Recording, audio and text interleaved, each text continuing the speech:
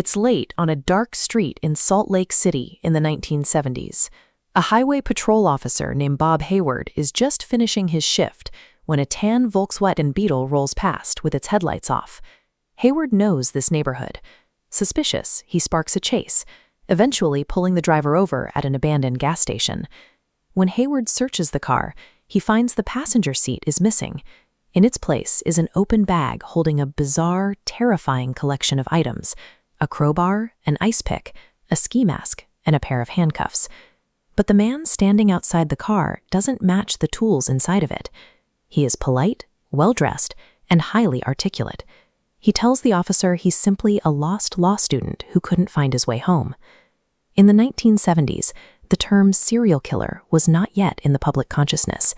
Society operated on the assumption that dangerous, violent predators would look the part, that they were visibly unhinged outsiders.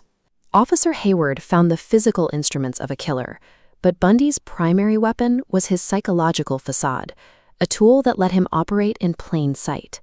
Bundy would later claim he grew up in a solid, normal home. The reality was much darker. As a child, he showed strange obsessions, arranging kitchen knives around his sleeping aunt and dissecting mice in the woods. He idolized a grandfather who was violently abusive. The magnetic, charismatic persona the world would eventually see was not innate.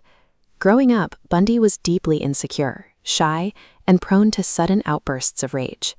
In college, he meticulously built a mask, adopting the mannerisms of a confident law student to bury his dark instincts. By faking a broken arm, he intentionally signaled vulnerability, hijacking his victims' empathy to bypass their threat detection. If empathy didn't work, he weaponized authority. In one instance, he dressed in a neat suit and approached 18-year-old Carol Durant outside a mall, introducing himself as Officer Rosend. By flashing a fake badge and telling her someone had tried to break into her car, he successfully isolated her. Bundy weaponized society's ingrained trust in empathy and authority to systematically bypass the defense mechanisms of his victims. Even after he was finally caught, his psychological armor remained highly effective.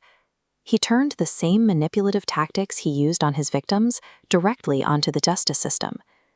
During a murder trial in Colorado, Bundy decided to represent himself in court, leveraging his background as an articulate, aspiring lawyer. His polite demeanor and legal vocabulary disarmed the courtroom. The judge and guards granted him significant liberties, allowing him to move through the law library without shackles or handcuffs. He exploited that misplaced trust on a sunny afternoon. While his guards stepped into the hallway for a cigarette, Bundy opened a second-story window and leaped out, running straight for the mountains. He was recaptured 6 days later, but once back in custody, he simply found a new angle. He spent weeks carving a hole in the ceiling of his cell with a smuggled hacksaw. He crawled through the ventilation shaft, dropped into a guard's apartment, and walked out the front door. It took the guards 17 hours to even notice he was gone. The legal system was vulnerable to its own bias, the assumption that a well-spoken, educated man could not be a violent, cunning flight risk. The final stage of his deception played out in Florida during the trial for the Chi Omega sorority murders. This was the first trial in U.S. history to be broadcast live on national television. Despite standing accused of horrific crimes, Bundy treated the courtroom like a soundstage. He leaned into the television cameras, playing the role of a charismatic leading man for millions of viewers at home. The broadcast generated a surreal level of cognitive dissonance. Instead of widespread revulsion, the courthouse was soon packed with young women who attended the trial as fascinated supporters, taken in by his performance. He pushed this public manipulation to its limit when he called his girlfriend, Carol Ann Boone, to the witness stand. While questioning her under oath, he formally proposed to her, wrapping his violent reality in a romantic spectacle. The mindset of his supporters revealed the exact blind spot he had been exploiting. When asked by reporters, one young woman in the gallery summed it up: "He just doesn't look like the type to kill somebody."